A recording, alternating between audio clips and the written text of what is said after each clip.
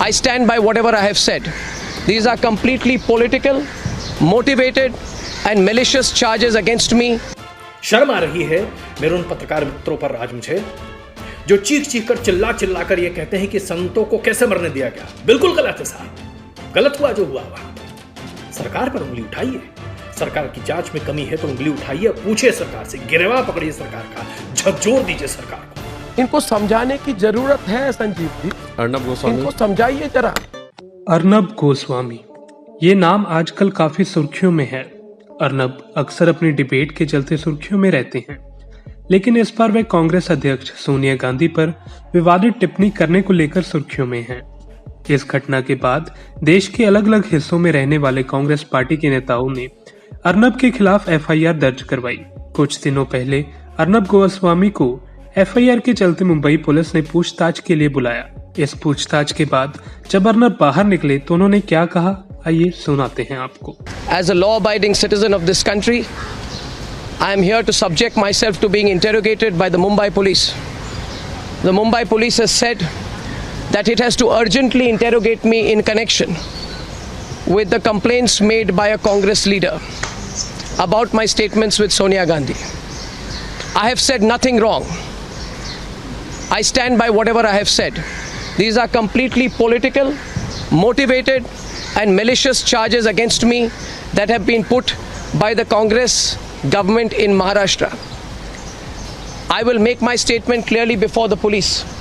But I also hope, and I want to tell the Mumbai Police Commissioner, Mr. Parambir Singh, that he should also investigate the attack on me and my wife, who's a senior editor with Republic TV. And therefore I believe that it is completely unfair of the Mumbai police to cover up that case while investigating this case. It only shows that there is a lot of political prejudice. Arnab Goswami पत्रकारों से बात करते हुए कहते हैं कि हमने सोनिया गांधी के बारे में कुछ भी गलत नहीं कहा, हम अपने बयान पर खड़े हैं। इसी के साथ ही अर्नब ने मुंबई पुलिस पर पक्षपात का आरोप भी लगाया। इसके चलते कुछ पत्रकार अर्नब के खिलाफ हो चुके हैं और कुछ अर्नब के पक्ष में आ चुके हैं। न्यूज नेशन के वरिष्ठ पत्रकार अजय कुमार ने अर्नब की पत्रकारिता पर टिप्पणी की और अर्नब की कड़ी आलोचना की। हमने राजनीतिज्ञों को हत्या पर रोटियां सेकते हुए देखा है, लेकिन पत्रकार कब से रोटियां सेकने लगे हत्याओं पर? कब से सेकने लगे पत्रकार रोटियां हत्याओं पर?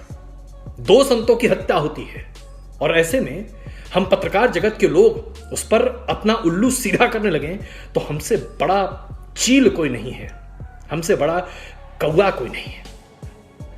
बहुत शर्म आती है, शर्म आ रही है मेरे उन पत्रकार मित्रों पर आज मुझे, जो चीख चीख कर चिल्ला चिल्ला कर ये कहते हैं कि संतों को कैसे मरने दिया गया। बिल्कुल गलत है साहब, गलत हुआ जो हुआ वहां पर।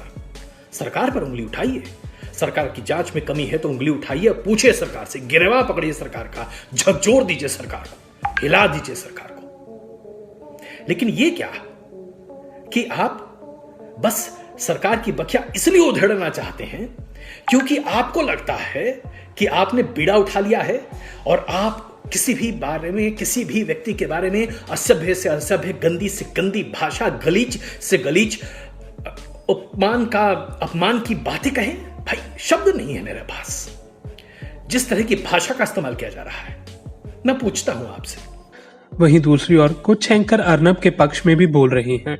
सीनियर पत्रकार अंजना ओम कश्यप ने ट्वीट करके लिखा, अगली बार उन सब की हो सकती है जो आज चुप हैं।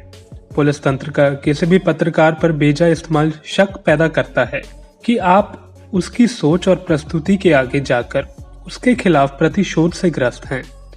कानून से ऊपर कोई नहीं है, लेकिन कानून का मजा चखाने का अंदाज दायरा लांघ रहा है। पूरा सच सामने आना चाहिए। और सीनियर पत्रकार रोहित सरदाना ने भी ट्वीट करके कहा कि किसी पत्रकार के विचार या प्रस्तुति के तरीके आपको नापसंद हो सकते हैं, लेकिन अदालती कार्रवाई के बावजूद अगर आप उसके खिलाफ पुलिस या तंत्र के बेजा इस्तेमाल पर अपनी चुप्पी का पर्दा डालते हैं तो यही लोग कल आपके घर तक भी आएंगे। पूछताछ के बाद अर्नब में भी एक बदलाव देखने को मिला। पहले जिस प्रकार से अर्नब चिल्लाकर सोनिया गांधी पर टिप्पणी कर रहे थे, रोम से आए हुए इटली वाली सोनिया गांधी चुप नहीं रहती। आज वो चुप है, मन ही मन में मुझे लगता है वो खुश है। बिल्कुल वो खुश है कि संतों के संतों को बिल्कुल चुप सड़कों नहीं पे रहती, मारा ये जो गया, हाल चल जहाँ पे उनकी सरकार है। रिपोर्ट भेजेगी वो इटली में रिपोर्ट भेजेगी, मैं बोल रहा हूँ। अब वैसा नहीं कर रहे। आप भी देखिए अर्नब के स्वर में आए बदलाव।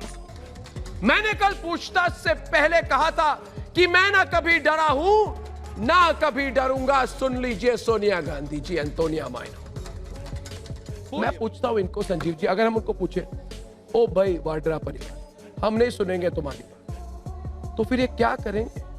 ये किसका क्या बिगाड़ ले? ये समझते नहीं है क्या? इनको समझाने की जरूरत है संजीव जी। अर्नब गोस्वामी, इनको समझाइए जरा कि ये कुछ नहीं है लोगों हमारे देश के सामने। पहले अर्नब सोनिया गांधी को इटली वाली कह रहे थे और अब वह सोनिया गांधी जी कहकर उनसे सवाल पूछ रहे हैं। तो देखा आपने बदलाव। पालघर महाराष्ट्र में स्थित है और महाराष्ट्र में शिवसेना के नेता उद्धव ठाकरे मुख्यमंत्री हैं। इलेक्शन के नतीजों के मुताबिक वहां कांग्रेस तीसरे स्थान पर है।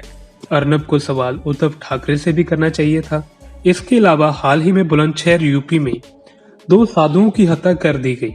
इस घटना के आरोपी को पकड़ लिया गया, पर सवाल यहाँ ये है कि अर्नब चीख कर योगी आदित्यनाथ से सवाल क्यों नहीं कर रहे। पालघर की घटना पर जितना हंगामा मेन स्ट्रीम मीडिया में था, अब वह बुलंदशहर की घटना पर क्यों नहीं हो रहा।